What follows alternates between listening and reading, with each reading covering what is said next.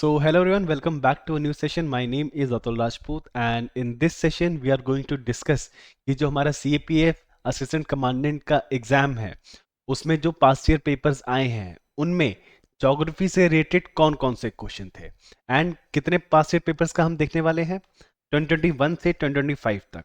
तो इन 5 सालों में विच इज 21, 22, 23, 24, 25 इन 5 सालों में जब भी एग्जाम कंडक्ट हुआ है CAPF का एवरी ईयर ही हुआ है तो हर साल कितने क्वेश्चन एंड कौन कौन से क्वेश्चन ज्योग्राफी से आए हैं उसके बारे में हम थोड़ा डिस्कस करने वाले हैं। But before diving deep into that first हम देखेंगे कि क्या ज्योग्राफी एज अ सब्जेक्ट उसका रहा है ट्रेंड CAPF एग्जाम में। कौन कौन से क्वेश्चन आए हैं, कितने क्वेश्चन आए हैं, किस लेवल पे क्वेश्चन आए हैं, डिफिकल्टी लेवल क्या है। देन रिपीटेशन एनालिसिस कि कौन कौन से ऐसे टॉपिक्स हैं जहां से क्वेश्चंस रिपीट हुए हैं। क्वेश्चन तो रिपीट नहीं होते, उसके चांसेस कम होते हैं, बट टॉपिक रिपीट होते हैं।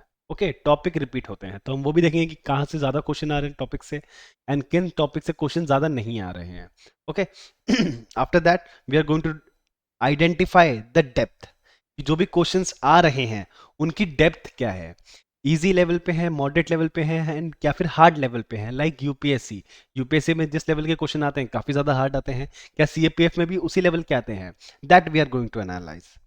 Then lastly will be discussing the cost benefit analysis कि जितनी हम इसमें कॉस्ट पुट करेंगे क्या हमें उतना बेनिफिट मिल रहा है, जितना हम इसमें टाइम स्पेंड करेंगे, जितनी अंडरस्टैंडिंग हम लेंगे, क्या हमारे उतने मार्क्स हमें क्या क्वेश्चंस उतने आएंगे एंड क्या हम उतने सॉल्व कर पाएंगे। तो हम वो डिस्कस करने वाले हैं कि हमें कितना अप्रोक्सीमेटली टाइम इस सब्जेक्ट को देना चाहिए, which is very important because उसी से आपको पता चलेगा कि इंपॉर्टेंस कितनी है ज्योग्राफी की CAPF एग्जाम में। I hope you do understand it. So let's begin our past year question analysis of the geography. तो सबसे पहले ज्योग्राफी का जो हमारा ट्रेंड है फ्रॉम 2021 टू 2025 ये क्या है। सबसे पहले आप देखोगे 2025 में 13 क्वेश्चन आए, 2024 में 16 आए, देन 2023 में 18 आए, 2022 में 12 क्वेश्चंस आए, 2021 में 19 क्वेश्चंस आए। अब ये जो सारे क्वेश्चंस हैं, because geography is mother of all sciences, तो काफ़ी सारी जो ज्योग्राफी की चीज़ें हैं वो बाकी सब्जेक्ट से भी ओवरलैप करती हैं। और वो कौन कौन से सब्जेक्ट हैं? वो हमारे हैं एनवायरमेंट एंड साइंस। तो इन दोनों सब्जेक्ट से भी काफ़ी सारे क्वेश्चंस ओवरलैप करते हैं, काफ़ी सारे टॉपिक्स ओवरलैप करते हैं ज्योग्राफी एज अ सब्जेक्ट के। तो मोटे मोटे तौर पे ये जो हमारा टोटल क्वेश्चन मैंने लिखे हैं ये कोर जो ज्योग्राफी है उसी के क्वेश्चन है। बाकी सारे जो क्वेश्चन हैं वो प्रॉपर एनवायरनमेंट के अगर हैं तो मैंने वो छोड़ दिए हैं बिकॉज वो एनवायरनमेंट में आते हैं, वो एनवायरनमेंट की नॉलेज से ज़्यादा अच्छे से सॉल्व होंगे। तो अगर हम लोग ब्रॉड नेचर देखें एवरी ईयर का तो 2025 में मोर कॉन्सेप्चुअल क्वेश्चन थे then earlier years. But still objective. Dominant areas कौन कौन से थे 2025 में? फिजिकल ज्योग्राफी था, ओशनोग्राफी था, GIS था, ज्योग्राफिकल इंफॉर्मेशन सिस्टम, अर्थ की मूवमेंट से था कि अर्थ कैसे मूव कर रहा है, then time and date, latitude longitude आपका हो गया। 2024 में 16 क्वेश्चन। अब ये मिक्स थे कॉन्सेप्चुअल एंड फैक्चुअल क्वेश्चन के। जो इसमें क्वेश्चंस आए थे वो काफी ज्यादा फैक्चुअल भी थे, फैक्ट बेस्ड थे एंड कॉन्सेप्चुअल भी बेस्ड थे। आपको कॉन्सेप्ट भी अच्छे से आना चाहिए। फॉर एग्जांपल अगर वेव से क्वेश्चन आ रहा है तो आपको कॉन्सेप्ट पता होना चाहिए कि वेव्स कैसे फॉर्म होती हैं। वेव्स का प्रोसेस कैसा रहता है, वेव्स एंड कैसे होती हैं। तो कॉन्सेप्ट बेस्ड क्वेश्चन इस पे ज्यादा आए थे। तो इसमें कौन से डोमिनेंट एरिया से क्लाइमेटोलॉजी था, सॉइल ज्योग्राफी था, astronomy related geography, ocean currents and rock cycle. 2023 में 18 क्वेश्चन आए थे। अब ये फैक्चुअल प्लस बेसिक कॉन्सेप्ट, जो बेसिक कॉन्सेप्ट्स होते हैं ज्योग्राफी के, जो बेसिक सब्जेक्ट्स में होते हैं, like fundamentals of physical geography अगर आप ले लो, कोई अगर जियोमॉर्फिक प्रोसेस है तो कौन सा प्रोसेस है, तो वैसे वाले क्वेश्चन बेसिक कॉन्सेप्ट जो होते हैं जो कि इजी टू अंडरस्टैंड होते हैं एंड वो फाउंडेशन ऐप के लेवल के होते हैं। तो इनका 2023 में डोमिनेंट एरिया क्या था? इंडियन ज्योग्राफी था, फिजिकल ज्योग्राफी था, एग्रीकल्चर था, सॉइल था, पॉपुलेशन ज्योग्राफी था। 2022 में 14 क्वेश्चन आए। ये ज़्यादातर स्ट्रेट फॉरवर्ड थे and easy to moderate level पे थे। डोमिनेंट एरिया क्या था? मैप से रिलेटेड क्वेश्चन आए थे, atmosphere, ocean currents, Indian geography and physical feature. Then 2021 में 19 क्वेश्चन आए थे प्रॉपर ज्योग्राफी से एंड मोस्टली क्वेश्चन डायरेक्ट थे। कोई भी अगर आप स्टैंडर्ड बुक्स पढ़ोगे लाइक NCERTs, GC लियोंग, तो आपके जो काफी सारे उसमें जो आपको वन लाइनर्स दिए होते हैं, तो वहां से डायरेक्ट क्वेश्चंस आए थे। ओके। और डोमिनेंट एरिया क्या था? लैंडफॉर्म था, रिवर था, soil, oceanography, resources and human geography. तो this is the geography trend analysis from 2021 to 2025। अब अगर इसमें हम मेन ऑब्जर्वेशन देखें तो from 2021 to 2023 CPF geography was mostly direct and NCERT based. तो जो क्वेश्चन आ रहे थे 2021 से लेकर 2023 तक, वो काफी ज्यादा डायरेक्ट थे एंड एनसीईआरटी से बेस्ड थे। तो अगर आपने एनसीईआरटी अच्छे से कवर करी होगी तो you would have been able to solve the questions. Okay. Then 2024 and specially 2025 the paper became more conceptual, यानी कि 2021 से लेकर 2023 तक क्वेश्चंस डायरेक्ट थे, एनसीईआरटी से सॉल्व हो जाते थे। बट 2024 में एंड 20 स्पेशली 2025 में क्वेश्चन जो है वो ज्यादा कॉन्सेप्चुअल हो गए। मतलब आपको कॉन्सेप्चुअल अंडरस्टैंडिंग अपनी थोड़ी ज्यादा बढ़ानी पड़ेगी सब्जेक्ट से रिलेटेड, टॉपिक से related. Okay, but still not as deep as UPSC CSC civil service examination से, फिर भी अभी उतना ज्यादा डीप नहीं है सीएपीएफ का एग्जाम। ओके, ज्योग्राफी के जो भी क्वेश्चंस आए हैं, तो the exam is now asking basic concept. Basic concept आपको पता होना चाहिए। कोई भी अगर टॉपिक है, ओशन करेंट्स हैं, टाइड्स हैं, आपका लैंड फॉर्म्स हैं, आपका सी में हमारा जो ओशन फ्लोर है वहां पे कौन कौन से फीचर्स होते हैं, तो वो आपको बेसिक कॉन्सेप्ट्स क्लियर होने चाहिए।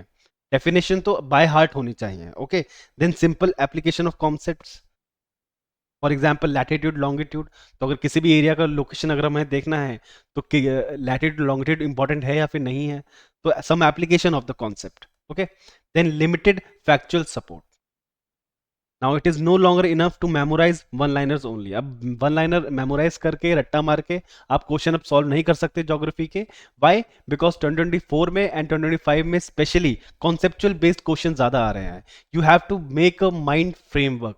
आपका स्ट्रक्चर होना चाहिए पूरे के पूरे सब्जेक्ट का, आपकी अंडरस्टैंडिंग होनी चाहिए कि क्या चीज है, इसकी इंपॉर्टेंस क्या है। ओके, एंड इसमें अलग अलग फीचर्स क्या क्या है। तो आपको एक तरह का एक स्ट्रक्चर बनाना पड़ेगा कि ज्योग्राफी है उसमें अलग अलग कौन कौन से पार्ट आते हैं। फिजिकल आता है हमारा, ओके, जो हमारी जियोमॉर्फोलॉजी है वो आती है, हमारी ओशनोग्राफी आती है, हमारा एटमॉस्फेरिक क्लाइमेटोलॉजी आती है। ओके, तो यही चीज है। I hope you do understand it. Then repetition analysis अगर हम करें तो जो भी ये क्वेश्चंस आए हैं वो कहाँ कहाँ से आए हैं, वो कौन कौन से टॉपिक्स से आए हैं, क्या वो रिपीट हुए हैं। अगर topics getting repeated again and again की हम बात करें, जो टॉपिक्स बार बार आ रहे हैं, तो weather and climate, weather and atmosphere से 2022 में क्वेश्चन आया, 2024 से में क्वेश्चन आया एंड 2025 में क्वेश्चन आया। ओके, तो ये काफी ज्यादा रिपीट हो रहा है। Then time, date, rotation and season, जो कि हमारे अर्थ की रोटेशन पे डिपेंड करता है, उससे भी क्वेश्चंस कंटिन्यूसली ही आ रहे हैं। 2023 में आया, 2024 में आया एंड 2025 में आया। देन हमारे लैंडफॉर्म्स एंड जियोमॉर्फिक प्रोसेस जो भी हैं, उससे क्वेश्चन अप्रॉक्स एवरी ईयर ही आ रहा है। So it becomes very important because question तो यहाँ से एवरी ईयर आ रहा है। Now it is not like कि आपको बाकी चीजें छोड़नी है, बाकी चीजें भी आपको अच्छे से करनी है, बट इस पे स्पेशली फोकस करना बिकॉज एवरी ईयर ही क्वेश्चन आ रहा है। Okay, then river processes and river landforms, उससे आपको 2021 में आया था, देन 2025 में आया था। ओशन करेंट्स एंड टाइड्स, इसमें भी ऑलमोस्ट एवरी ईयर ही आया है। 21 में आया, 22 में आया, 24 में आया एंड 2025 में आया। Then soil and soil processes, ये आपका 21 में आया, 23 में आया, 24 में आया। इंडियन रिवर एंड ट्रिब्यूटरीज, ये भी आपको ऑलमोस्ट आ ही रहा है, ऑल्टरनेटिवली आ रहा है 2021 में, 2022 में, 25 में। Then Indian passes, ports and waterways से 2022 में आया, 23 में आया, 25 में आया। सिमिलरली एग्रीकल्चर एंड क्रॉप्स से 23 एंड 24 में आया। Map and location based question जो भी आए वो ऑलमोस्ट एवरी ईयर ही है, 2022 से, 2024 में एंड 25 में। तो ये आपका था रिपीटेशन, जो टॉपिक्स बार बार रिपीट हो रहे हैं। So please focus on them, इन पे स्पेशली आपको फोकस करना है। Then high repetition topics you must prepare first. तो जो भी टॉपिक्स रिपीट हो रहे हैं और जो हाईली रिपीट हो रहे हैं, ऑलमोस्ट एवरी ईयर ही आ रहे हैं, वो ऐसे कौन कौन से टॉपिक है जो आपको अच्छे से करने ही कर रहे हैं। फिजिकल ज्योग्राफी में आपको वेदरिंग पढ़ना है, मास मूवमेंट पढ़ना है, volcanoes, rock cycle, glacier and desert landforms, river erosion and deposition. Okay, ये आपके फिजिकल ज्योग्राफी के इंपॉर्टेंट टॉपिक्स हैं जो कि आपको मिस बिल्कुल नहीं करने हैं। देन क्लाइमेटोलॉजी से कौन कौन से क्वेश्चन आ रहे हैं, लैब्स रेट से आ रहे हैं, हमारा नॉर्मल लैब्स रेट होता क्या है basically. Then jet streams, types of different different types of wind से आ रहे हैं, विंड के टाइप्स। देन हेल, प्रेसिपिटेशन से आ रहे हैं, green house effect, insolation, seasonal change and radiation balance. तो इन टॉपिक से क्लाइमेटोलॉजी में क्वेश्चन आ ही रहे हैं। देन ओशियानोग्राफी में, अब ओशियानोग्राफी में आपके ओशन करेंट्स, टाइड्स हो गया, वेव्स हो गई, कोरल रीफ्स हो गए, आपका फिजिकल फीचर्स हो गए ओशन फ्लोर के, ओके, लाइक ट्रेंचेस, रिजेस, तो ये आपको अच्छे से पढ़ने ही हैं। Then wave erosion features, Indian geography में आपको रिवर्स के बारे में अच्छे से पढ़ना ही है, ट्रिब्यूटरीज के बारे में पढ़ना है, passes, port, plain, hills, waterways, states and landlocked states. तो यहाँ से मोस्टली क्वेश्चन आ ही रहे हैं। अगर आप चाहो तो स्क्रीनशॉट भी ले सकते हो, it would be beneficial for you in the long term as well. Soil and agriculture से आपको ब्लैक सॉइल के बारे में अच्छे से पता होना चाहिए, laterite soil, fertilization, glaciation and crops like millets and ragi. Millet से भी काफी क्वेश्चंस आए हैं, रागी से भी क्वेश्चन आए हैं पास्ट ईयर पेपर्स में, okay. Then map and geospatial basis, अब थोड़ा सा यूपीएससी का इस तरफ भी फोकस बढ़ रहा है ज्योग्राफी में, वो लैटिट्यूड से ही पूछ रहे हैं, लॉन्गिट्यूड से भी, absolute location using latitude and longitude. Then great circle के बारे में आपसे पूछ रहे हैं, ओके, कन्फॉर्मल मैप से पूछ रहे हैं, रास्टर जीआईएस कंपोनेंट्स के बारे में पूछ रहे हैं। तो ये आपके हाईली रेपिटेटिव टॉपिक्स हैं जो कि आपको अच्छे से पढ़ने ही चाहिए, बिकॉज यहाँ से क्वेश्चन ऑलमोस्ट एवरी ईयर आ ही रहे हैं। अब ऐसे कौन से टॉपिक हैं जहाँ से क्वेश्चन एवरी ईयर नहीं आ रहे हैं but they are still relevant? अब ऐसा नहीं है कि जहाँ से क्वेश्चन नहीं आ रहे हैं वो आपको छूने ही नहीं है, स्टिल आपको अच्छे से पढ़ने ही हैं। इट इज जस्ट कि जो हाईली रेपिटेटिव टॉपिक है उनको ज्यादा अच्छे से पढ़ना है आपको, ओके। तो ये छोड़ना मत। ये मैं एक बार आपको बताता हूँ कौन से टॉपिक हैं, लाइक डेमोग्राफिक ट्रांजिशन। अब इससे why it is still relevant because it is easy factual concept and CPF friendly, ये फ्यूचर में पूछ सकता है question. Then population and ageing, okay, human geography से ये पूछेगा। Then renewable and non renewable energy, Lagrange points, nebular hypothesis, PM particles, green house gases, Arabian sea, Australian coast, Japan Iceland, GIS and remote sensing basics. तो ये आपके non repetitive topics हैं, but you should not ignore them, because यहाँ से क्या पता 2026 में पूछ ही ले, okay. I hope you do understand it. So even when CPF does not repeat the exact same chapter, but it repeats the same type of question. तो जो chapter है वो भले ही शायद रिपीट ना हो, बट जिस टाइप का क्वेश्चन पूछा गया है वो काफी बार रिपीट ही होता है, okay. So do not chase only chapters name, chapter के सिर्फ नाम चेज मत करिए, prepare the question style families, okay. Question का स्टाइल क्या है, क्या, इसीलिए जो पास्ट ईयर पेपर है उसका एनालिसिस बहुत ज्यादा जरूरी होता है। आपको क्वेश्चन की लैंग्वेज समझ में आती है कि क्वेश्चन कैसे फ्रेम किया जा रहा है, ओके। देन डेप्थ आइडेंटिफिकेशन की अगर हम बात करें तो books and sources to cover, जो हाईली इंपॉर्टेंट है, जो आपको करने ही करने हैं ज्योग्राफी के लिए। सबसे पहले एनसीईआरटी 11th क्लास की फंडामेंटल्स ऑफ फिजिकल ज्योग्राफी, इसमें फिजिकल ज्योग्राफी से रिलेटेड मोस्ट इंपॉर्टेंट चीज़ें आपको यहीं पे मिल जाएंगी मेजॉरिटी। देन क्लास 11th की ही Indian physical environment, okay, India के बारे में इसको सारी सारी आपको चीज़ें, जो भी फीचर्स हैं, जो भी ज्योग्राफी के पॉइंट ऑफ व्यू से जो भी इंपॉर्टेंट टॉपिक्स हैं इंडिया से रिलेटेड, रिवर हो गया, माउंटेन हो गया, डेजर्ट हो गया, आइसलैंड हो गया, कोस्टल एरियाज हो गए, वेजिटेशन हो गया, ओके, क्लाइमेट हो गया, तो उसको उसके बारे में आपको पता चलेगा। देन टू 12th क्लास की NCERT which is fundamentals of human geography के बारे में आपको ये इस बुक से मिलेगा। Then India people and economy, agriculture से रिलेटेड, ट्रांसपोर्ट से रिलेटेड, एक्टिविटीज से रिलेटेड आपको इस बुक में मिलेंगी चीज़ें। देन जीसी लियोंग, अब GC Leong as an additional आप यूज़ कर सकते हो, बिकॉज इसमें फिजिकल फीचर्स बहुत अच्छे से दिए गए हैं, जियोमॉर्फोलॉजी हमारा, ओशियनोग्राफी, क्लाइमेटोलॉजी, ओके। तो ये आपका फाउंडेशन होना ही चाहिए, एंड अगर आपके पास थोड़ा टाइम और बच जाए तो जीसी लियोंग भी आप अच्छे से कवर कर सकते हो, बिकॉज जो भी क्वेश्चन है, जो भी क्वेश्चन आपके यहाँ से सॉल्व नहीं होंगे वो जीसी लियोंग से हो ही जाएंगे, फिजिकल ज्योग्राफी से related. Then Oxford student atlas, atlas को भी ऑल्टरनेटिवली या फिर डेली बेसिस पे आप देख सकते हो, बिकॉज लोकेशन से रिलेटेड बहुत सारे क्वेश्चंस आते हैं। ओशन हमारी होती है करंट्स, वो बहुत सारी करंट्स होती हैं, वार्म करंट, कोल्ड करंट, तो कौन सी करंट कहाँ की है, क्या वो कोल्ड है क्या या फिर वो वार्म करंट है, ओके। तो ये सब आपको चीज़ें डेली बेस पे जब आप एटलस देना शुरू करोगे तभी आपको पता चलेगा। देन बुक्स और सोर्सेज टू अवॉइड, जो आपको ऐसी बुक्स एंड सोर्सेज जो आपको अवॉइड करनी ही करनी है, बिकॉज आपको उसकी रिक्वायरमेंट नहीं है, ओके। तो अपनी रिक्वायरमेंट के हिसाब से चलिए, जितना आपको कवर करना चाहिए, जो स्टैंडर्ड है उसे फॉलो करिए, वो ऑब्वियसली पास्ट ईयर पेपर के एनालिसिस के बाद ही आएगा, जो कि अभी हम कर रहे हैं। ओके, आप खुद चाहो तो आप भी खुद भी कर सकते हो। सबसे पहले इसमें माजिद हुसैन फुल ज्योग्राफी, ये आपको नहीं चुनी है, काफ़ी मोटी किताब है, बहुत सारा डेटा है जो कि आपके लिए यूज़फुल नहीं है। जो आपके लिए यूज़फुल है वो NCERTs of 11th and 12th and GC Leong, यहाँ से आपके मेजॉरिटी क्वेश्चंस हो पाएंगे।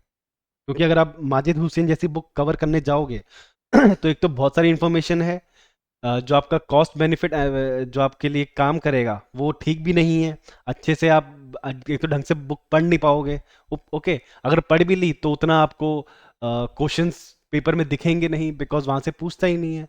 ओके, माजिद माजिद हुसैन वाली बुक ऑप्शन लेवल की है। ओके, जो कॉलेज में जाते हैं, ज्योग्राफी ऑनर्स कर रहे हैं, उनके लिए वो बुक्स है।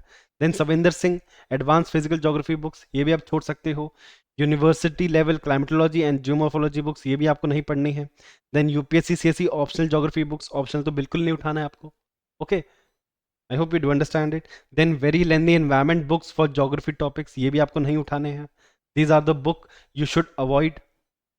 ओके, ये बुक आपको किसी भी हालत में अवॉइड करनी है, बिकॉज आप मिस डायरेक्ट हो जाओगे।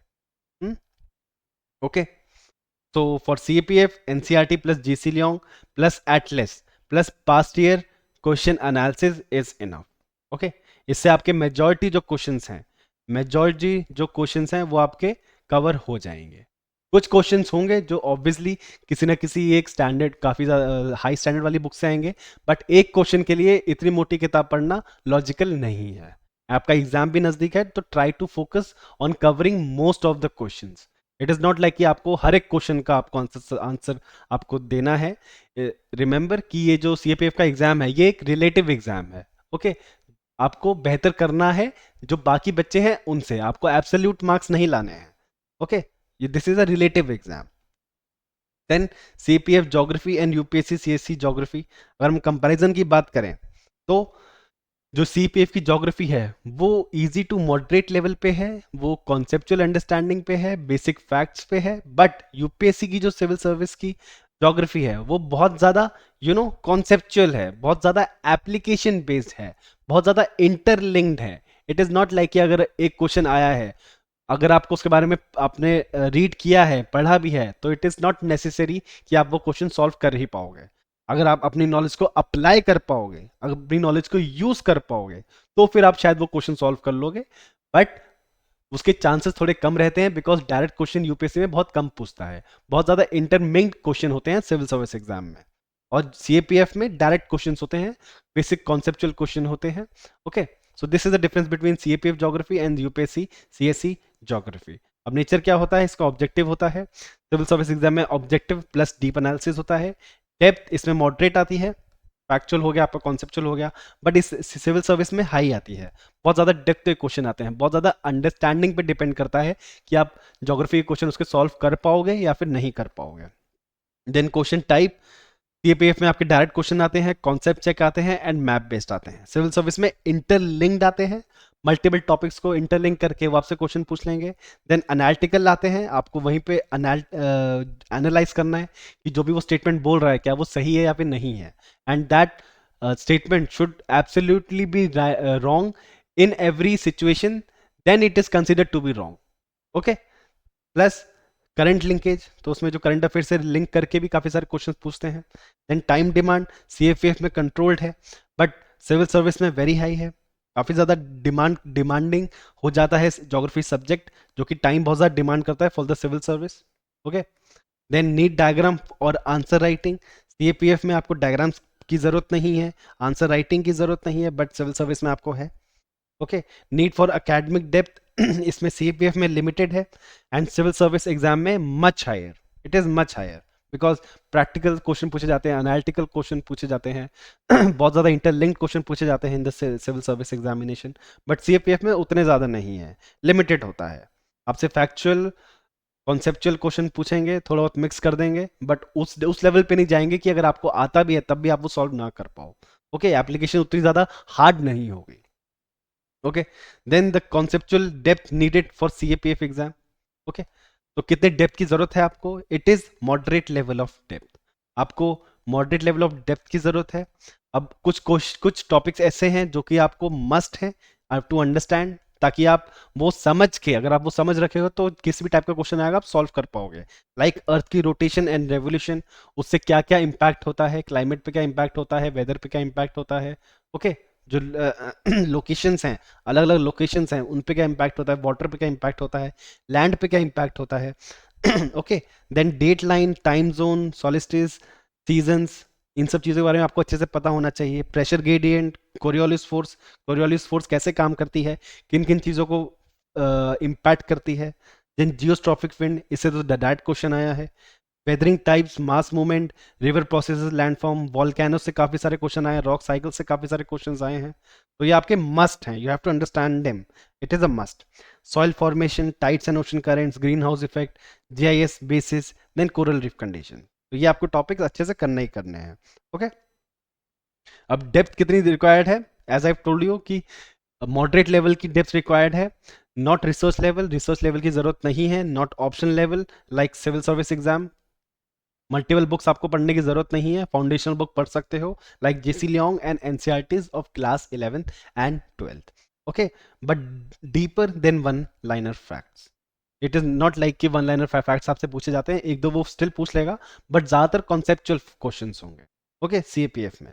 देन फैक्चुअल डेप्थ नीडेड, कितनी ज्यादा फैक्चुअल डेप्थ की जरूरत है। कॉन्सेप्चुअल डेप्थ हमने देख ली, बट फैक्चुअल डेप्थ के हिसाब से देखा जाए तो जो रिवर्स हैं, तो आपको रिवर्स पता होनी चाहिए, कौन कौन सी रिवर्स हैं, उसकी ट्रिब्यूटरीज क्या है, ओरिजिन क्या है, वेयर दे ज्वाइन, कहाँ पे वो ज्वाइन करती हैं, पासेस कौन कौन से हैं स्टेट में, वेस्ट टू ईस्ट अरेंजमेंट कौन कौन से पासेस हैं, देन पोर्ट्स, इंडिया में कौन कौन से पोस्ट हैं, कहाँ कहाँ कौन सी कोस्ट पर हैं, टाइप्स हैं, स्पेशल फीचर्स क्या हैं उन पोर्ट्स के, सॉइल के।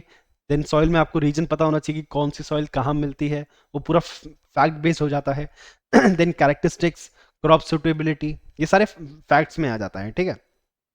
देन अलग अलग क्रॉप्स के बारे में आपको पता होना चाहिए, ओशन करंट्स के बारे में पता होना चाहिए, वर्ल्ड की जो मेजर इंपॉर्टेंट लोकेशंस हैं उनके बारे में पता होना चाहिए, लाइक आइसलैंड होगी, कंट्रीज होगी, क्या कोई कंट्री है, क्या वो कोस्टल कंट्री है या फिर लैंड लॉक कंट्री है। सिमिलरली इंडिया में ही जो मल्टीपल स्टेट्स हैं, क्या वो यू नो कोस्टल स्टेट्स हैं या फिर लैंड लॉक स्टेट्स हैं। तो आपको जो मैप की अंडरस्टैंडिंग है वो भी डेवलप होनी चाहिए, तो एटलीस्ट भी एवरी डे, या फिर एवरीडे नहीं हुआ तो ऑल्टरनेटिवली एटलीस्ट देखते रहिए। ओके, और वो लॉन्ग टर्म जब आप देखते रहोगे तभी वो फायदेमंद होगा, वरना फायदेमंद नहीं होगा। देन वर्ल्ड इंडियन वाटरवेज के बारे में आपको अच्छे से आना चाहिए, numbering and river pairing, then states, land of state, international boundary and coast lines. Okay, then cost benefit analysis हम देखें तो ये आपके नंबर ऑफ क्वेश्चन है in every year, depending upon that, based on that on an average पिछले जो 5 साल हैं उसमें 80 क्वेश्चन आए हैं अक्रॉस 5 ईयर्स। ओके, पिछले 5 साल में अप्रॉक्स 80 क्वेश्चन आए हैं, तो एवरेज आप ले सकते हो कि 16 क्वेश्चन हर साल आ रहे हैं, जो कि मीन करता है कि every year at least 12 to 15% of CAPF geography से आ रहा है, और आप ये इग्नोर नहीं कर सकते हो बिकॉज 12 to 15% काफ़ी होता है। ओके, तो जो टाइम रिकमेंडेड है आपके लिए, to spend around 15 to 20 days with revision, 15 से 20 दिन लगाइए सब्जेक्ट के पीछे ताकि आपकी अंडरस्टैंडिंग डेवलप हो सके। तो और डेली आप 2.5 से 3 घंटा दीजिए फोकस स्टडी के साथ, एंड टोटल आइडियल टाइम जो आपके लिए होना चाहिए वो 24 to 30 आवर्स तो एटलीस्ट होना चाहिए, एटलीस्ट। ओके, फिर रिवीजन के लिए अलग से। Okay, I hope you do understand it. So CPF geography from 21 to 2025 shows strong repetition in physical geography, atmosphere, ocean, river, soil, and map-based basics. Okay, so smart preparation through NCRT, GC Leong, Atlas, and PYQ is enough to maximize marks without studying geography at UPSC CSE depth. ये हमारा analysis निकलता है. Okay, इसके बाद अगर हम जो हमारे क्वेश्चंस हैं, जो भी क्वेश्चंस आए हैं उसके बारे में अगर हम बात करें तो 2025 में आपका सबसे पहला क्वेश्चन लोकेशन से आया था, लॉन्गिट्यूड एंड लैटिट्यूड से आया था। ओके, सो इसमें जब भी आप अगर आप चाहो तो वीडियो पॉज करके आंसर कोशिश करिए कि आप आंसर दे पाएं इसका। ओके, आपके लिए बहुत ज़्यादा बेनिफिशियल रहेगा ये। ओके, सो अब इस क्वेश्चन में आपसे पूछा गया है कि the time at 180 degree longitude is exactly 12 hours from the zero longitude, irrespective of whether one travels westward or eastward from the prime meridian. तो इसमें आपको लोकेशन से रिलेटेड, लॉन्गिट्यूड एंड जो हमारा जीरो डिग्री है, वहां से आपको अच्छे से पता होना चाहिए कि कैसे हम लोग एक एक घंटे एक एक आवर काउंट करते हैं, डिग्री काउंट करते हैं, किस तरफ जाएंगे तो फिर हमारा जो डे है वो काउंट होगा। ओके, तो जो हमारा फर्स्ट स्टेटमेंट है वो हमारा इसमें रॉन्ग हो जाता है। वाई? बिकॉज इसमें बोला है irrespective, which is wrong. Okay, so इसका आपका आंसर हो जाएगा B. A person moving eastward on Tuesday will count the day as Wednesday once the international date line is crossed. तो इसका आंसर आपका हो जाएगा only 2। ओके, देन क्वेश्चन 2, इसमें आपका सॉल्ट वेदरिंग से पूछा हुआ है। अगेन वेदरिंग आपके लिए इंपॉर्टेंट टॉपिक हो जाता है। ओके, तो ये क्वेश्चन रीड करिए, वीडियो पॉज करिए एंड आंसर देने की कोशिश करिए। मैं आपको आंसर बताता जाता हूं। अब सेकंड क्वेश्चन का आपका आंसर होगा, इसमें आपका जो थर्ड ऑप्शन है it is wrong. Okay, it is wrong, ये आपका गलत है। Salt weathering is a typical example of chemical weathering which is not. Chemical weathering का पार्ट ये नहीं होता है। Okay, I hope you do understand it. तो आपका इसका इसका आपका आंसर हो जाएगा B, which is 1 and 2 only. Then आपका थर्ड क्वेश्चन आता है रैपिड मूवमेंट से रिलेटेड। रैपिड मूवमेंट से रिलेटेड आपसे पूछा गया है। अब क्रीप के बारे में पूछा है, मड फ्लो, सॉलिफिकेशन, देन स्लम्प। अब इसमें आपका जो क्रीप है वो रैपिड मूवमेंट नहीं है, जो आपका मड फ्लो है वो आपका रैपिड मूवमेंट है, जो आपका सॉलिफिकेशन है वो नहीं है रैपिड मूवमेंट, जो आपका स्लम्प है वो रैपिड मूवमेंट है। तो इसका आपका आंसर क्या होगा? इसका आपका आंसर होगा B, which is 2 and 4। Then fifth question आपसे स्ट्रैटो वॉल्केनोस के बारे में पूछा गया है। तो वॉल्केनोस भी बहुत ज़्यादा इंपॉर्टेंट टॉपिक बन जाता है। ओके, दो आपको स्टेटमेंट दिए गए हैं, रीड करिए, आंसर करने की कोशिश करिए। इसका आपका आंसर क्या होगा? इसका आपका आंसर होगा बी, यानी कि only the second statement is correct. Okay, so stratovolcanoes are tall steep cones built of layer of Felicia lava and volcanic ash, which is wrong. Okay, then आपका आता है क्वेश्चन 5। अब इसमें आपसे पॉट होल्स के बारे में पूछा गया है। ओके, पॉट होल्स के बारे में पूछा गया है, तो इसका आप आंसर क्या होगा? एब्रेशन। एब्रेशन की वजह से ये क्रिएट होते हैं। ओके, देन आपसे ओशन के बारे में पूछा गया है, ocean trenches. Okay, which of the following ocean trench are not located in Pacific Ocean. Pacific Ocean में कौन सी ट्रेंच नहीं है लोकेटेड? तो इसका आपका आंसर क्या होगा? इसका आपका आंसर होगा 2। ओके, 2 नहीं होगा, मतलब 2 and 4। पैसिफिक ओशन में आपकी क्लेमेन एंड साउथ सैंडविच नहीं है लोकेटेड। तो आपका इसका आंसर क्या होगा? D, 2 and 4। देन आपका आता है सेवंथ क्वेश्चन, नीप टाइड्स के बारे में इसमें आपसे पूछा गया है। तो टाइड्स भी अच्छे से कवर करिएगा, स्प्रिंग टाइड, नीप टाइड। ओके, एंड इसको आंसर करने की कोशिश करिए। 3 आपको स्टेटमेंट दिए गए हैं। So what is the right answer for this question? It is both 1 and 2। Okay, I hope you do understand it. Then हमारा नेशनल वाटरवेज के बारे में क्वेश्चन पूछा गया है इन इंडिया।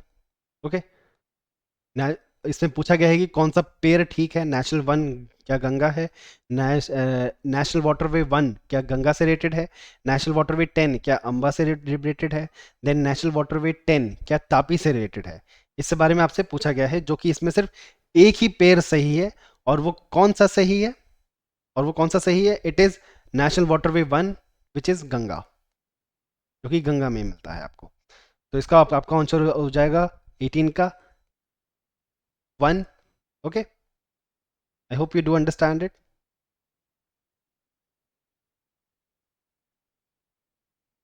देन आपका 9th क्वेश्चन आता है, जो कि आपसे पूछा गया है that which of the following statement with reference to raster data format is correct. Okay, तो ये रिमोट सेंसिंग से रिलेटेड होता है, जीआईएस से रिलेटेड होता है। तो इसका आपका आंसर क्या है? It is C, which is both 1 and 2। ये दोनों ही डेटा, दोनों ही स्टेटमेंट आपके सही हैं। It has simple data structure which is compatible with remote sensing imagery. And the next is the relationship between cell size and number of cell is expressed as the resolution of the raster. Okay, I hope you do understand it. तो ये answer आपका सही है। Then आपसे पूछा गया है GIS के बारे में कि कौन कौन से कंपोनेंट होते हैं जीआईएस के। तो इसका आपका आंसर क्या होगा? इसका आपका आंसर होगा डी, ये सारे ही जो कंपोनेंट्स हैं जीआईएस में आपको देखने को मिल ही जाते हैं। Then 11th question, the cities of Hiroshima and Nagasaki are situated on which of the following island? किस आइलैंड में ये situated हैं? Again एटलस को अच्छे से फोकस करिए। ओके तो इसका आपका आंसर है C, which is Honshu and Kyushu respectively. Okay then आपका आता है 12th क्वेश्चन। अब इसमें सीजन के बारे में पूछा गया। The season variation is the in the amount of solar energy that any place on the earth receive are influenced by. तो सीजनल जो वेरिएशन होता है उसमें जो सोलर अमाउंट एनर्जी में जो वेरिएशन हो रहा है ऑफ एनी प्लेस जो भी अर्थ रिसीव कर रहा है वो किस चीज से इन्फ्लुएंस होता है। ओके किस चीज से इन्फ्लुएंस होता है? तो इसका आपका आंसर होगा the inclination of earth about its axis, on its axis. Okay on its axis, ये आपका 12th का आंसर है। देन आपका 13th question, which one among the following is not a green house gas? In gases में से कौन सी green house gas नहीं है? तो अगर आप इसका आंसर इसका है सल्फर डाइऑक्साइड। तो सल्फर डाइऑक्साइड इसका आपका ग्रीन हाउस गैस नहीं है because sulphur dioxide mainly acid rain cause करती है। Okay I hope you do understand it.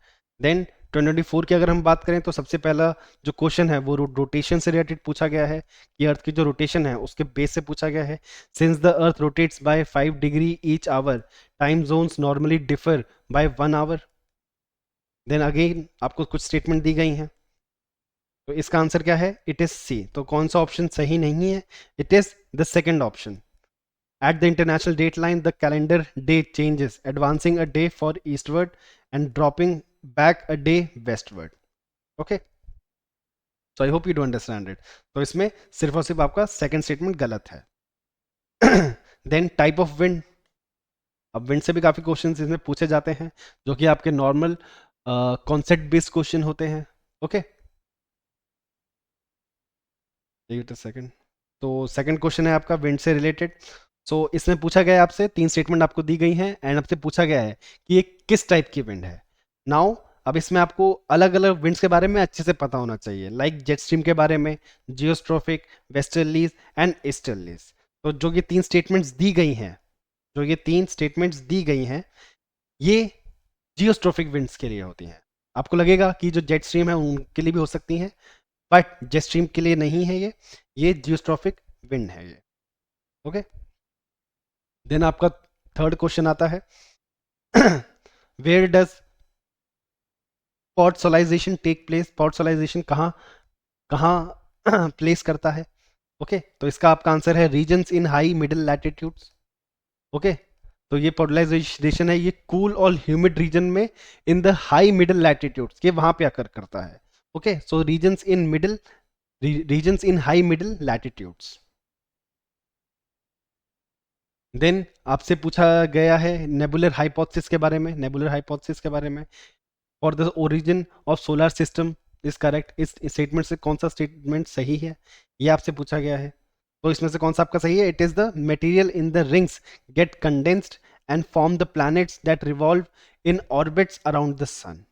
Okay तो इसका आपका आंसर डी है। बाकी सारे जो आपके जो भी स्टेटमेंट हैं वो गलत हैं। Okay those are wrong.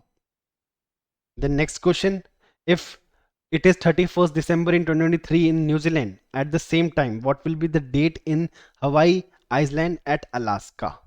Okay, so इसका आंसर आपका होगा B.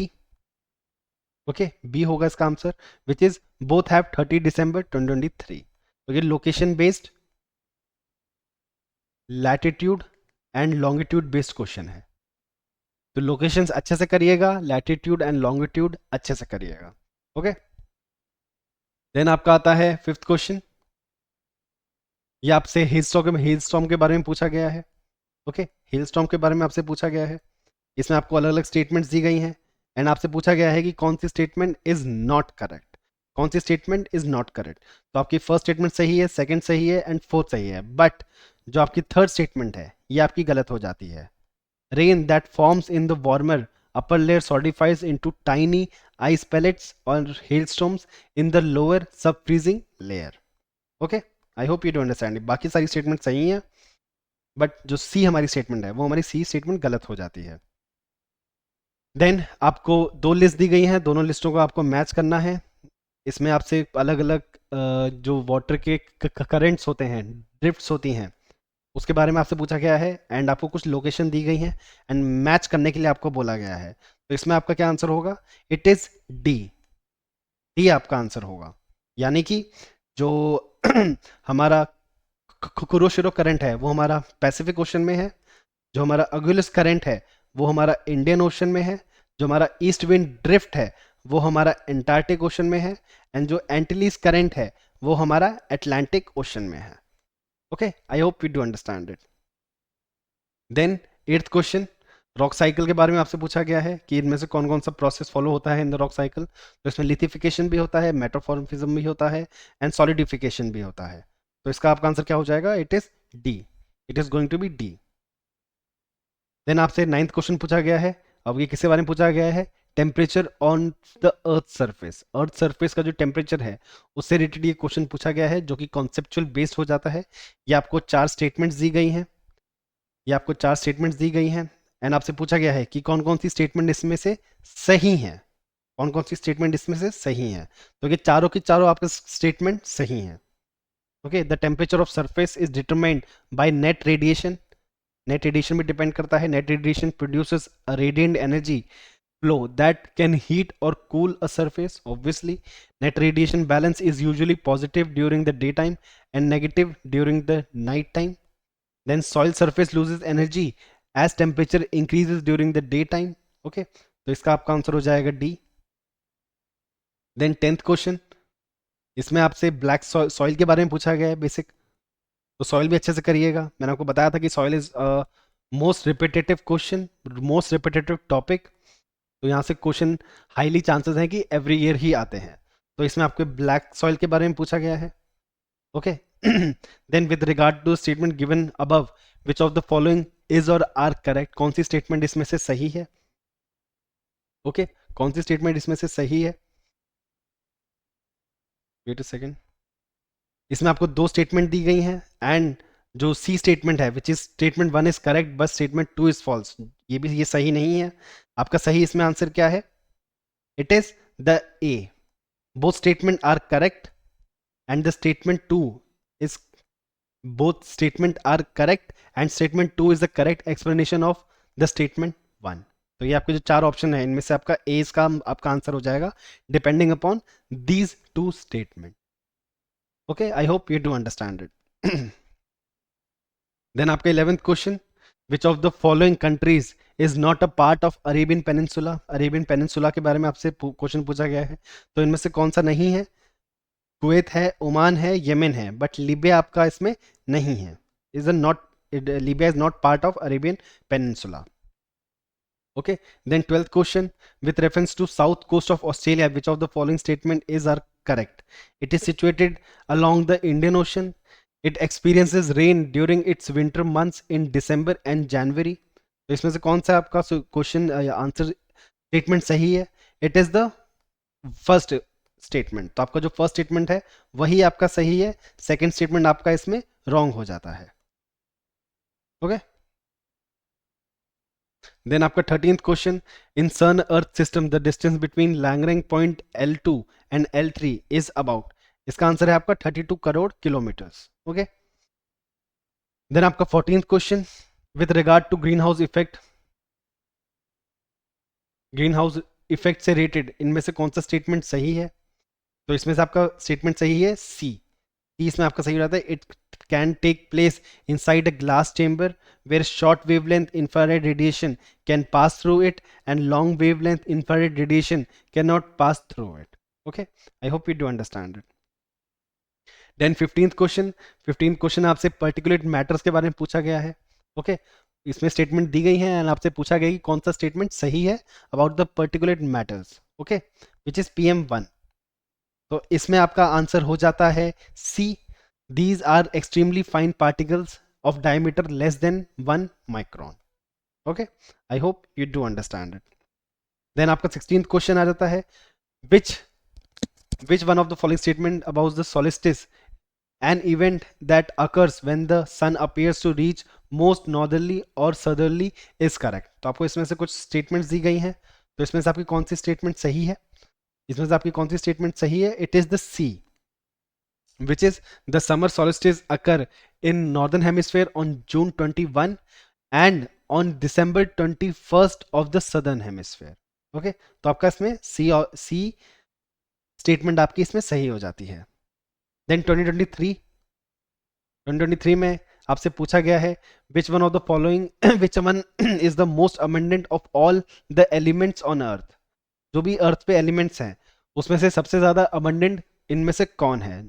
First option silicon, then aluminium, then carbon, then D oxygen. तो इनमें से कौन सा मोस्ट अबंडेंट है? It is the oxygen. Okay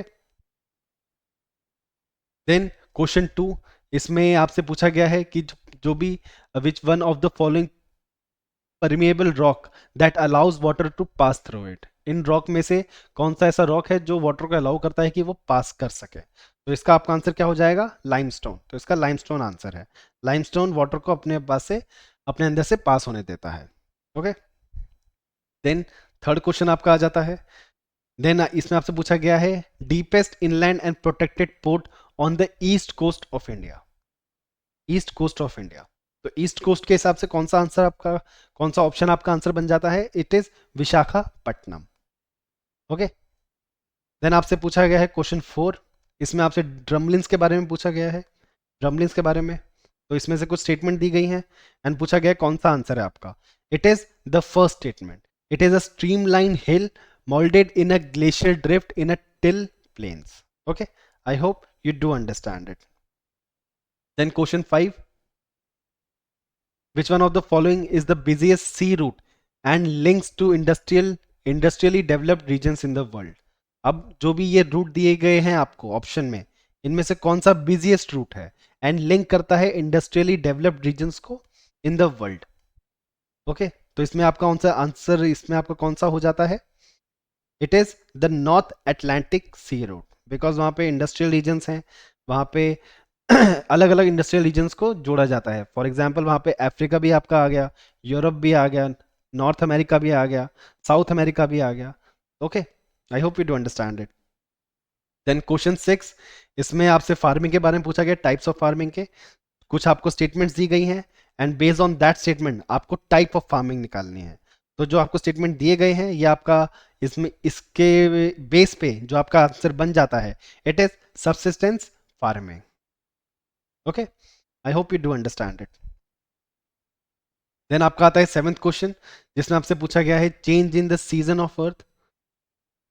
ऐसा कौन सा स्टेटमेंट है जो करेक्टली एक्सप्लेन करता है कि अर्थ पे जो सीजन चेंज हो रहे हैं वो क्यों हो रहे हैं? ओके तो इसमें आपका आंसर हो जाता है the tilt of earth's axis. Earth अपने ही एक्सिस के ऊपर टिल्टेड है, दैट्स वाई जो सीजन्स हैं वो चेंज होते रहते हैं on the earth. Okay I hope you do understand it. Then आपका क्वेश्चन 8 आता है, इसमें आपको कुछ स्टेटमेंट्स दी गई हैं एंड आपसे पूछा गया है कि कौन सी स्टेटमेंट सही है, कौन सी स्टेटमेंट सही है. So based on these statements जो आपका करेक्ट आंसर बन जाता है it is option A which is 1, 2 and 3 because तीनों ही स्टेटमेंट सही हैं. ओके देन क्वेश्चन 9 में भी आपको कुछ स्टेटमेंट्स दी गई हैं and it has been asked from you that which of the statements given above are correct. इन सब स्टेटमेंट से कौन सी स्टेटमेंट सही है? सो आपका इसमें आंसर क्या होगा? It is D option. तो आपका जो 4th स्टेटमेंट है वो आपका गलत है, which is the mid-Atlantic ridge rises 33 meter above the floor of Atlantic. Okay, जो कि गलत है. ओके देन आपका 10th क्वेश्चन आ जाता है इसमें. सॉरी इसमें आपका 10th क्वेश्चन आपसे पूछ लेता है. इसमें आपको 2 लिस्ट दी गई हैं. ओके तो इन दोनों लिस्ट में आपको ज्वाइन करना है. तो इसमें आपका आंसर क्या हो जाएगा?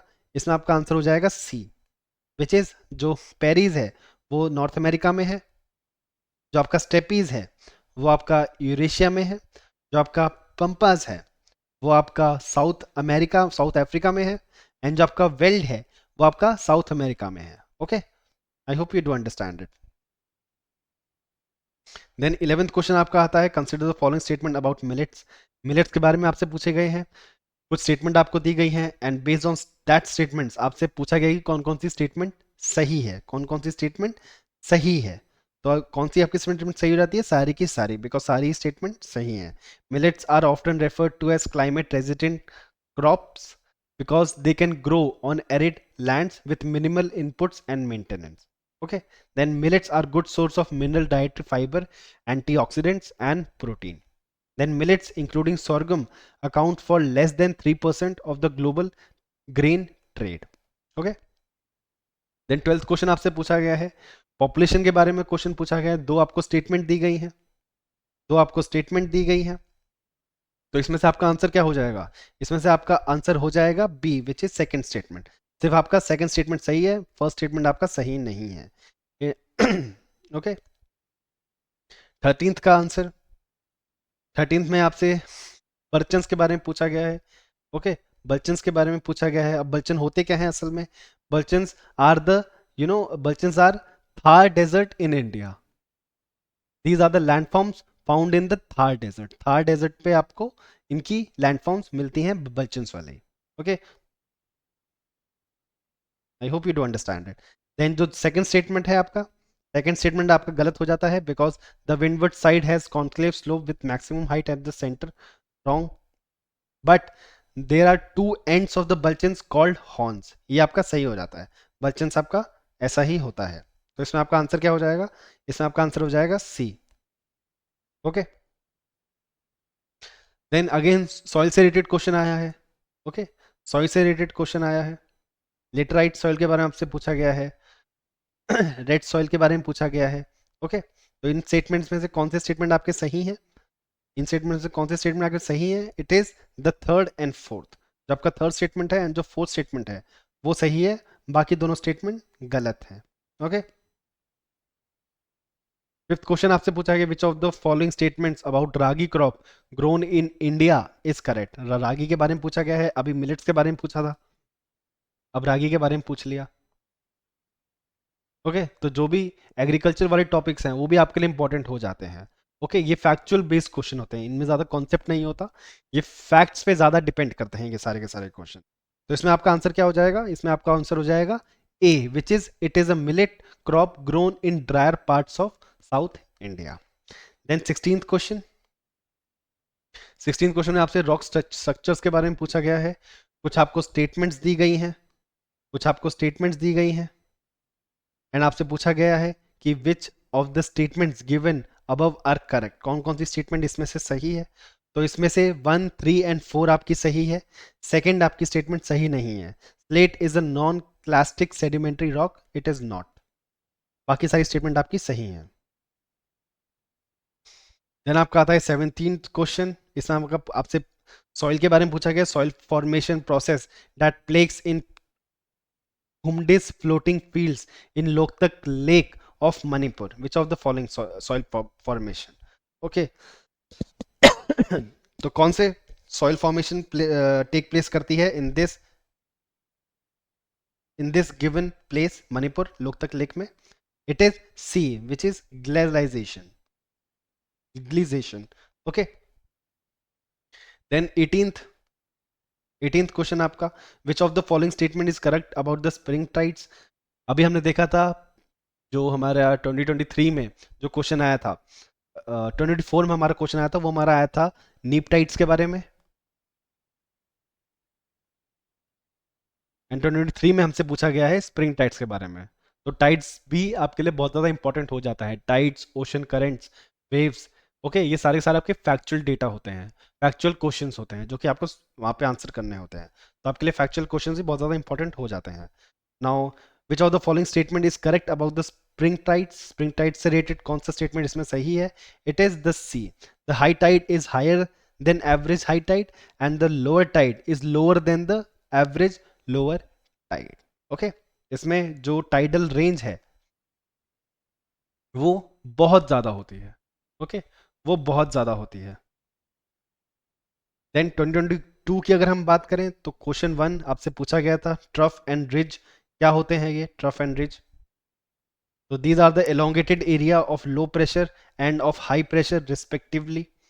Okay, then second question, the boundary layer of forest at which the energy exchange occurs and some insolation is returned directly to space is, ये कौन सी बाउंड्री लेयर होती है? कौन सी बाउंड्री लेयर होती है? इट इज फॉरेस्ट कैनोपी, यानी कि सी statement. सी statement आपका इसमें सही हो जाता है। देन क्वेश्चन थ्री में आपसे पूछा गया है the optical phenomena responsible for blue colour of sky. Sky का ब्लू कलर क्यों होता है? It is the scattering. Okay, scattering की वजह से जो भी लाइट है वो पार्टिकल्स की वजह से स्कैटर हो जाती है, दैट्स वाई जो आसमान है वो हमें ब्लू दिखता है, स्काई हमें ब्लू कलर दिखता है। एंड इसीलिए सुबह एंड शाम रेडिश ऑरेंज भी आपको दिखता है, बिकॉज लाइट ज़्यादा ट्रेवल कर रही होती है और पार्टिकल्स की वजह से लाइट ज़्यादा स्कैटर होती है। ओके, देन आपसे फोर्थ क्वेश्चन पूछा गया है, ये ओशन करंट्स के बारे में पूछा गया है। ओके, इससे पूछा गया आपसे कि कौन सा स्टेटमेंट सही नहीं है, तो it is the D. D आपका नॉट करेक्ट है, बाकी सारे आपके करेक्ट है। ओके, तो इसमें आपका आंसर हो जाएगा D, not D, C, sorry sorry, I hope you understand. Then fifth question में आपसे मैप से रिलेटेड पूछा गया है। मैप्स के बारे में कुछ आपको स्टेटमेंट्स दी गई हैं एंड उन स्टेटमेंट से आपको करंट आंसर निकालना है कि कौन कौन से स्टेटमेंट सही हैं, कौन कौन से स्टेटमेंट सही हैं। तो आपकी इसमें कौन कौन से स्टेटमेंट सही है? 1 and 2 only. Maps can not show route from one place to another, which is very wrong. अब मैप होता ही इसलिए है कि एक प्लेस से दूसरी प्लेस अगर आपको जाना है तो जो रूट है वो आप देख सको। ओके, बाकी दोनों स्टेटमेंट आपकी सही हो जाती हैं। देन क्वेश्चन 6 आपका अब इसमें आपसे ग्रेट सर्कल के बारे में पूछा गया है। ग्रेट सर्कल के बारे में पूछा गया है। ओके, तो इसमें आपका करेक्ट आंसर क्या है? The great circle marks the longest travel route between location on earth surface, this is the great circle. Okay, then seventh question में आपसे पूछा गया which one of the following statement is correct with reference to normal lapse rate. Normal lapse rate, कौन सा statement correct है normal lapse rate के हिसाब से? तो इसमें आपका आंसर क्या हो जाता है? ए आपका सही है, बाकी सारे गलत हैं। Temperature is highest eight ground level and decreases with increasing altitude, this is normal lapse rate, जो कि आप जब भी क्लाइमेटोलॉजी पढ़ोगे तब आपको इसके बारे में देखने को मिलेगा। ओके, देन हमारा 8th question of 2022, which of the following is a tributary of Brahmaputra river. Brahmaputra river की कौन सी एक ट्रिब्यूटरी है इसमें? So it is Kosi. Kosi एक ट्रिब्यूटरी है। घग्गर नहीं है, माही नहीं है, मनस नहीं है, सिर्फ है तो है कौन सी है? Kosi. Okay, sorry, it is D. D है इसका आंसर। कोसी नहीं है, माही नहीं है, घग्गर नहीं है, it is the Manas. It is the Manas. Okay, I hope you do understand it. Then ninth question में आपसे पूछा गया है which of the following set of Indian states are landlocked and do not have an international boundary. In combination of states में कौन सी जो states हैं वो लैंडलॉक्ड हैं एंड उनकी कोई भी इंटरनेशनल बाउंड्री नहीं है? तो इसमें से हमारा आंसर क्या हो जाएगा? It would be B, which is Chhattisgarh, Haryana, Jharkhand, MP and Telangana. Okay, बाकी सब में किसी ना किसी की है। Okay, then 10th question, arrange the following passes from west to east. West to east आपको जो पासेस हैं वो ये अरेंज करने हैं डायरेक्शन के हिसाब से।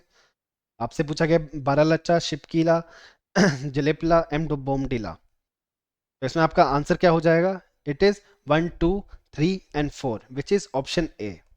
तो ये सीक्वेंस बिल्कुल सही है, जो कि वेस्ट से ईस्ट तक होता है। ओके, देन 11th क्वेश्चन में आपसे मल्टीपल स्टेटमेंट्स दिए हैं आपको। ओके, मल्टीपल स्टेटमेंट दिए हैं यानी कि सारे के सारे क्लाइमेटोलॉजी से हैं एंड आपसे पूछा गया कि कौन कौन से स्टेटमेंट सही हैं एंड उसके हिसाब से आपका आंसर क्या होता है।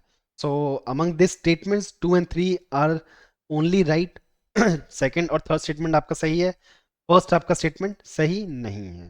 Jet stream are high altitude easterly wind, no no.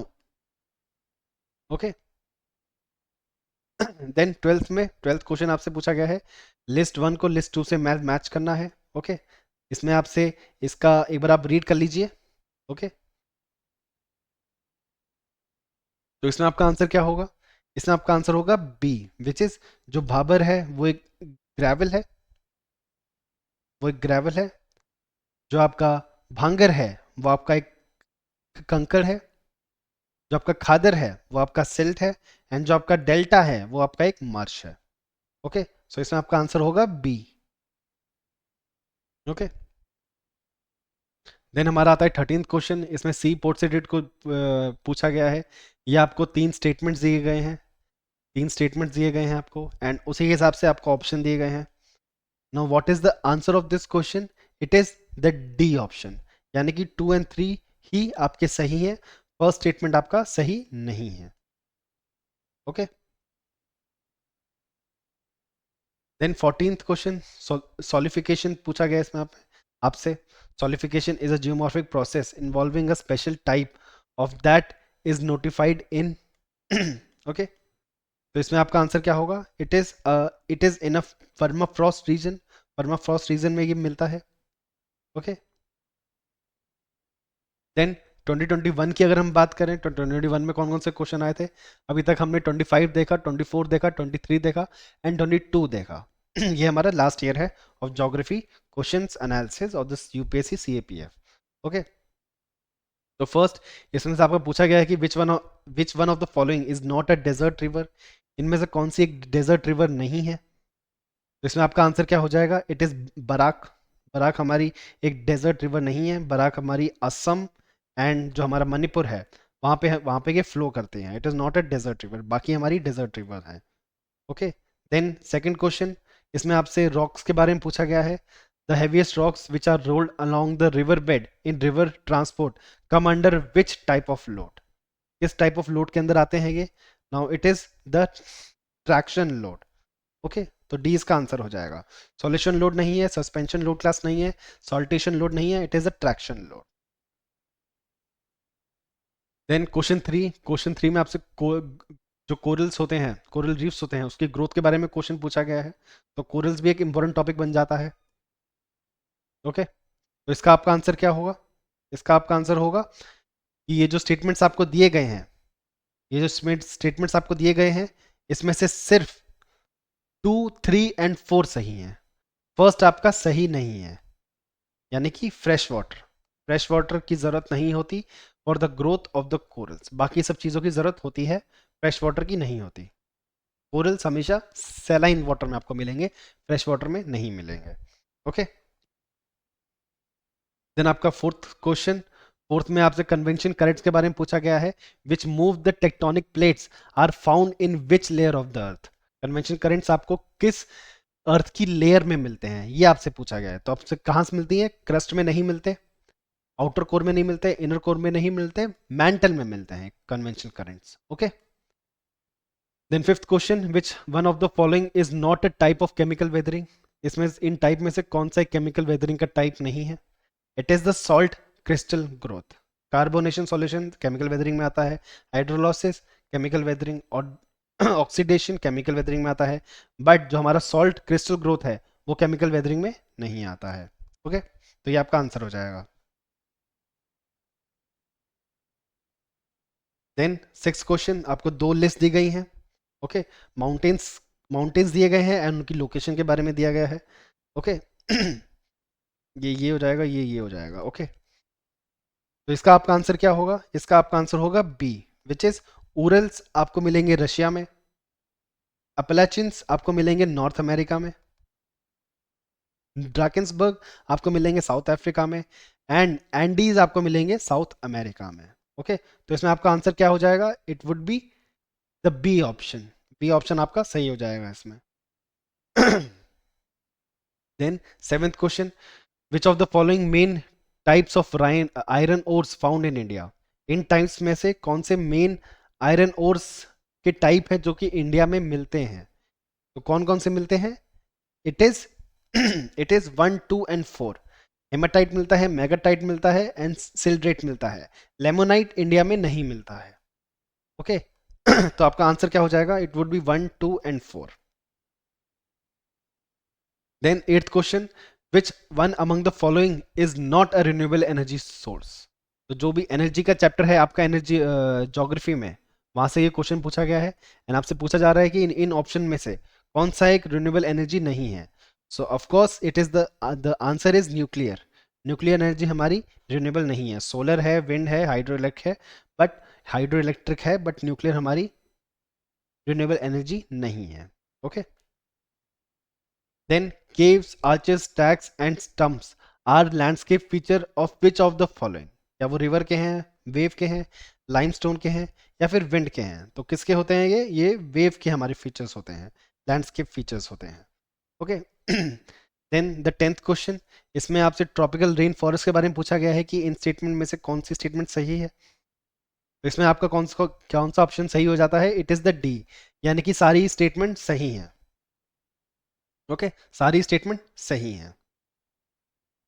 Then 11th question में आपसे अगेन सॉइल्स के बारे में पूछा गया है. ओके, कुछ चीजें बता दी गई हैं फीचर्स के as a feature, factual feature. Salt content is so high that common salt is obtained by evaporating the saline water in some areas. फिर से पूछा गया कि ये जो फीचर है कौन सी सॉल्ट का है, कौन सी सॉल्ट का है. So it is the arid soil. It is not the PT, it is not the alluvial, it is not the laterite, it is the arid. Okay, I hope you do understand it. Then 12th question. 12th question में आपसे cardamom hills के बारे में पूछा गया है. Now the cardamom hills are regarded as a continuation of western ghats, not the eastern, not the Mizo hills, not the Naga. It is the continuation of western ghats. Okay. Then 13th question, again आपको इसमें list दी गई है river and उसकी जो tributary है वो आपको match करनी है. ओके. तो जो सतलुज है वो हमारा हो जाएगा इंडस. ओके. जो हमारी कोसी है वो हमारा हो जाएगा गंगा. ओके. जो हमारा तीस्ता है वो हमारा हो जाएगा ब्रह्मपुत्र. एंड जो हमारी चंबल है वो हमारी हो जाएगी Yamuna. Okay. So this is the correct combination, this is the correct list. Okay. तो आपका आंसर का क्या हो जाएगा इसमें? सी इसका आपका आंसर हो जाएगा. Then 14th question, broadly both birth and death rates are low in which of the following stages of DTT, which is demographic transition theory, या फिर आप मॉडल भी से बोल सकते हो. तो किसमें both birth and death rate are low? कौन से फेज में होता है ये? It is the D option, low stationary stage. Low stationary stage में जो बर्थ है एंड जो डेथ है दोनों का ही रेट लो होता है. Okay. Then 15th question, which one of the following is a pull factor of migration? Remember आपसे इसमें पुल के बारे में पूछा गया है, पुल नॉट द पुश. तो माइग्रेशन होने के पुल फैक्टर्स इनमें से कौन कौन से हैं या फिर कौन सा है इनमें से? It is the B, which is high wages. किसी भी एरिया में अगर हाई वेज मिल रहा होगा तो फिर वहां पे दूर दूर से लोग माइग्रेट होके आएंगे, पुल करेंगे. ओके. बाकी सारे हमारे पुश फैक्टर्स हैं. Then 16 question, what is the depression at top of the volcano forming a volcanic eruption? Okay. जो एक तरह का डिप्रेशन होता है वॉल्केनो के टॉप के ऊपर, वो क्या होता है? ओके. वो क्या होता है? It is the crater. वो क्रेटर होता है, वो चेंबर नहीं होता, वेंट नहीं होता, सिंडर नहीं होता, वो क्रेटर होता है. Okay, then 17th question, in order to find out the absolute location of a place on a map, which of the following would be required? अगर हमें एक मैप में एक जगह की एब्सोल्यूट लोकेशन चाहिए, एब्सोल्यूट लोकेशन चाहिए, तो हमें उस मैप में क्या क्या चीज़ों की रिक्वायरमेंट होगी? तो क्या क्या चीज़ों की रिक्वायरमेंट होगी? Both latitude and longitude of a place. Okay. हमें लैटिट्यूड भी चाहिए एंड लॉन्गिट्यूड भी चाहिए. ऐसे तो हम लोग लोकेशन निकालते हैं ना, क्यों? ओके. देन 18th क्वेश्चन हमारा, the speed of wind is measured by. Speed of wind किससे मेजर करते हैं? It is the nanometre. Okay. Nanometre. अब जो विंड वेन है उससे विंड की जो डायरेक्शन है हम वो मेजर करते हैं. जो हमारा विंड रोज है, सॉरी, जो हमारा बारोमीटर है, जो हमारा बारोमीटर है उससे हम हमारा एटमॉस्फेरिक प्रेशर मेजर करते हैं। ओके, विंड वेन से विंड की डायरेक्शन मेजर करते हैं। एंड एनोमीटर से एनीमोमीटर से हम हमारी विंड की जो स्पीड है वो मेजर करते हैं। Okay, I hope you do understand it. Then 19th question, in the course of a river in time, which one of the following feature is formed when the old meander is closed off by a deposition? जो हमारी river है जब भी वो flow करती है, ऐसे ऐसे हमारी रिवर फ्लो करती है, तो कभी कभी क्या होता है, रिवर हमारी सीधा सीधा इरोड लैंडस्केप को इरोड करते हुए सीधा मिल जाती है। देन ये जो एरिया है ये हो जाता है कट ऑफ, तो ये अपने आप में ही एक रिवर का पॉन्ड टाइप बन जाता है। तो हम इसे क्या बोलते हैं, डिपोजिशन की वजह से ये क्लोज ऑफ हो जाता है, जो भी मियांडर्स होते हैं, इसे हम बोलते हैं ऑक्सबोल लेक, एक तरह के लेक ये बन जाती है। Okay, so these were the past year questions which had come from the geography subject of the 2021 to 2025. Okay, so every year on an average 16 to 18 questions आ ही रहे हैं। ओके, 16 to 18 क्वेश्चन आ ही रहे हैं, जो कि काफ़ी ज़्यादा है एज अ सब्जेक्ट के हिसाब से काफ़ी ज़्यादा है सीएपीएफ में, तो इन्हें इग्नोर मत करिए। मैंने आपको इस सेशन के स्टार्टिंग में बताया था कि कौन कौन से टॉपिक्स रिपीट हो रहे हैं, कौन कौन से रिपीट नहीं हो रहे हैं, आपको कितना टाइम देना चाहिए। Okay, then civil service examination से ज्योग्राफी कैसे अलग है, कितनी ज़्यादा आपको डेप्थ रिक्वायर्ड है। ओके, तो उन सब चीज़ों को अच्छे से सुनिए, अच्छे से समझिए, एंड उसके बाद जो आपका प्लानिंग है, जो आपकी स्ट्रैटेजी है, उसे इवॉल्व करिए। ओके, उसके हिसाब से अपनी स्ट्रैटेजी बनाइए, बिकॉज इसमें मॉडरेट लेवल के क्वेश्चन आते हैं, factual and concept based question आते हैं, not the one liner type question नहीं आते हैं, थोड़े से अंडरस्टैंडिंग वाले क्वेश्चन आते हैं, थोड़े से कॉन्सेप्चुअल बेस्ड क्वेश्चन आते हैं, और थोड़े से ही कॉन्सेप्चुअल बेस्ड क्वेश्चन होते हैं, not at the level of civil service examination. Civil service examination में बहुत ज़्यादा एनालिटिकल क्वेश्चन होते हैं, बहुत ज़्यादा इंटरलिंक्ड क्वेश्चन होते हैं। ओके, तो आपको उतनी ज़्यादा डेप्थ की ज़रूरत नहीं है, आपको नॉर्मल फैक्चुअल इन्फॉर्मेशन होनी चाहिए, कॉन्सेप्चुअल इन्फॉर्मेशन होनी चाहिए। ओके, तो उससे आपका majority of the questions which had come from the geography in the CAPF exam, आप उनको डील कर पाओगे। एंड मैंने आपको बुक्स भी बताई हैं कि एनसीईआरटीज पढ़िए 11th-12th की, जीसी लियोंग पढ़िए, एटलस देखिए, ये आपके लिए सफिशिएंट रहेगा for the geography subject, not the Majid Hussain और सविंदर सिंह, वो आपका सिविल सर्विस के लेवल तक पहुंच जाती है, जो कि आपकी जरूरत नहीं है, बिकॉज कॉस्ट बेनिफिट आप देखोगे आपको उतना मिलेगा नहीं। आप पूरी इतनी मोटी मोटी बुक्स पढ़ लोगे बट वहां से क्वेश्चन नहीं आएगा तो फायदा क्या, अल्टीमेटली पेपर तो क्रैक नहीं हुआ ना। तो ज्योग्राफी के एक अच्छा स्कोरिंग सब्जेक्ट है, आपके पास लिमिटेड सोर्सेज जो मैंने आपको बता दिए उन्हें फॉलो करिए, एंड अच्छे से रिवीजन करते रहिए। Okay, keep on giving the test, mock test देते रहिए, एंड होप कि आपका जो पेपर है सीएपीएफ का वो क्लियर हो जाए। Okay, so thank you so much and let's meet in another session.